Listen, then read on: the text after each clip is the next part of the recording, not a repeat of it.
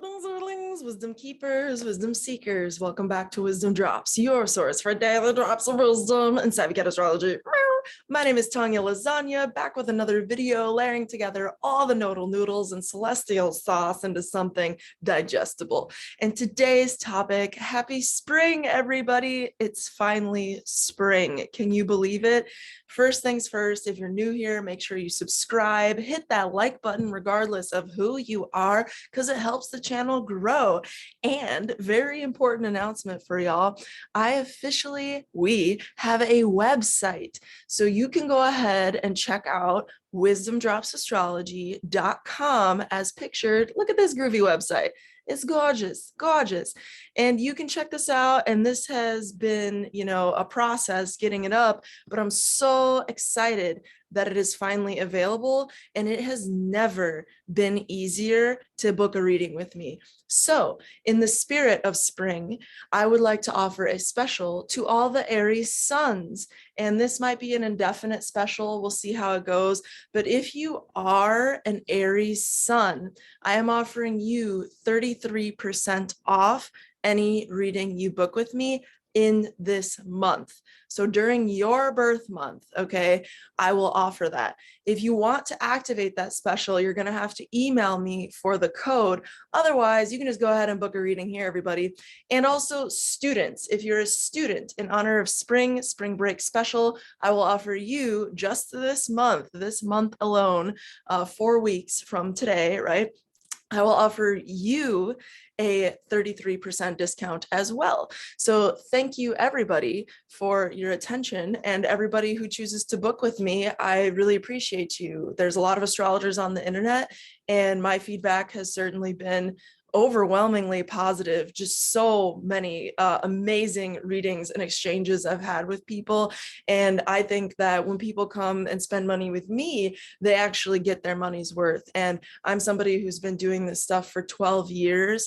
And I take a lot of care when I sit down with your chart to read all the things that I can possibly bring you toward what I feel is your ultimate success and good. So I really appreciate people who choose me above other astrologers. And I've just heard time and time again that it's like I've never had a reading before. And that feedback is so moving to me because it's, beautiful. So thank you. All right, so let's jump into it. I'm going to show you the spring forecast, and I want to make sure that you just have a good read on this week, on maybe spring in general, and how you can get off on the right foot here, so to speak, for the season. So let me show you the chart, and you might look at the first day of spring as like a kind of like an omen of what's to come and for the season. And so we can read this chart later this day. The sun just started right here. You can see at the very beginning of Aries, as if it's the kind of imprint for the season or the seasonal weather. So I guess things that stand out for this week and also this season is as the sun ingresses to that first degree of Aries, we see the moon is entering Scorpio. So it gives a more serious tone excuse me, to the spring energy. And it also gives a little bit darker of a tone to it, even though the light is officially returned and it is literally the celestial new year, there is a deeper processing at play. And you are being asked to get in tune with your inner shaman, whatever that means for you, because Scorpio is the sign of the shaman. In Native American astrology, Scorpio actually corresponds with the sign of the raven. And the raven is where, as I understand it, most shaman in Native American culture are born under. Most of them are ravens. And so I think that there's such a deep wisdom and medicine there for us all to sort of contemplate is, as the sun returns, as it's officially spring, the moon was transiting Scorpio, because you see here, I have the analytic degrees pulled up. If I were to fast forward the screen, this would be moon in Scorpio. So basically what I'm getting at, y'all, is it's time to go deep in your own energy body is really what it comes down to, because Scorpio is a water sign, so it's all about the vibes. The other thing to consider is that the modern ruler of Scorpio, Pluto, was square the moon at this time when this imprint or the snapshot of spring entered. Pluto, the modern ruler, was square the moon. So you'll see themes of conflict and tension around power. I think it's no secret we have global issues going on with that at this point in time. Now, dependent for you, this area of your chart, these two houses where Scorpio and Capricorn are, they're going to tell you more information about how that's impacting you, how that's on offer to work with as well, depending how you want to like work with that energy. It doesn't always need to be a negative thing. The thing about Pluto is that it's always calling you forward into being a quote unquote more empowered version of yourself, even in the process of what feels like the opposite, even in the process of what feels like something being totally unfairly imposed on you. There's an opportunity when Pluto is around to send it to the compost and to let it like go back to the earth, so to speak, regardless if it's organic or not. You know what I mean? Inorganic stuff can metaphorically compost and be shed as well. That's just the nature of energy, the nature of tangibility, whatever you want to call it.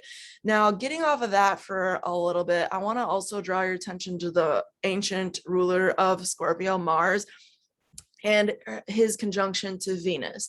There's still a 3-degree orb here, and in general, regardless of the moon's transit through Scorpio, the Mars-Venus dynamic I did mention in the recent Virgo full moon video, so be sure you check out the top 5 video and the extended Virgo full moon video I did, as those both offer you much deeper insight into the month ahead.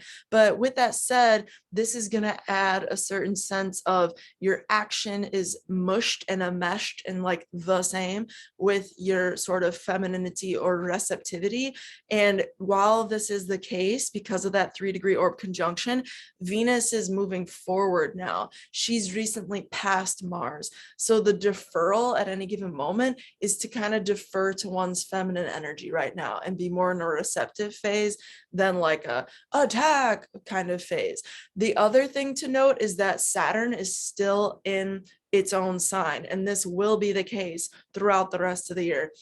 So Saturn is still in Aquarius, and yeah, there's opportunities that come with that, but it does heighten the power of Saturn. So while your pleasures and your passions might be like, you might be really feeling them through society right now, or in regards to society, or maybe this is just society going apeshit because like the war and all that crazy stuff, you know what I mean? And like anger and like outrage. I think right now we're going to see more of like a value emphasis, and we're going to see either economic or food or tangible things that Venus rules, sort of associations within that sort of Aquarian area of interest, which could be anything related to the larger group or the larger kind of like human species, if you will, or the collective, however that makes sense to you.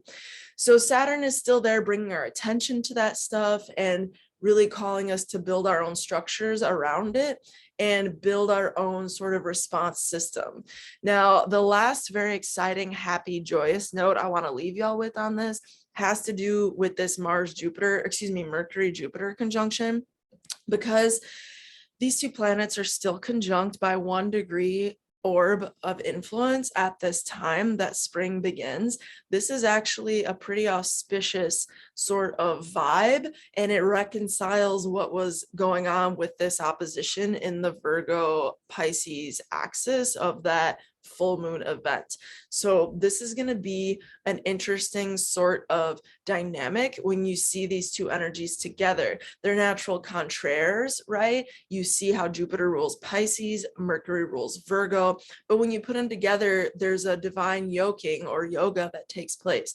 So how do you interpret that? How do you witness that? It could be any number of ways, of course, but Neptune is at the party, further elevating Jupiter's presence, as these are both the ruler of Pisces. So this is a really interesting time for getting in tune with more intuitive messages, because Mercury in Pisces is definitely intuitive. You might not feel like you know where to where exactly hitting the nail on the head is. You might not know where the nail is, but it's like it's somewhere, and you have the ability to just like kind of pick up on it and know it. It might not be through the most analytical means, it might not be through the most like, you know, deduced means, but you might find if you just smash the hammer, you'll hit the the nail on the head. You know what I mean? But anywhere, just hit it, like throwing a stone in the dark or an arrow through the darkness, and you hit the target. It's that sort of energy, because even though the ocean is Pisces, this deep oceanic, like hidden psychic submerged mass of like vibe, you have this auspicious Jupiter. And Mercury likes to fly through all dimensions. So people will say Mercury in Pisces is debilitated or what have you, or detriment. Yeah. But at the same time, it's also like, you know, with Jupiter, it's elevated, because Jupiter is the amplifier of everything it touches. So while Pisces might be uncertain, Jupiter is going to elevate the mercurial function, just as Jupiter is going to elevate the Piscean qualities. So other themes to look out for include increased sensitivity this spring, increased sensitivity this week, increased intuitive insights, increased luck when it comes to deducing things. You could just kind of be aided in that process. And again, it might not be through the most you know, typical kind of analytical means. It might just be by sheer fortune. Okay. So I hope that's useful for y'all. Make sure you like this video if you haven't already, subscribe if you're new here, and thank you so much to everybody for all the support. Again, it's never been easier to book a reading with me, wisdomdropsastrology.com. I look forward to your session. Thank you. And with that said, through next time, until next time, may the stars be with you. Peace.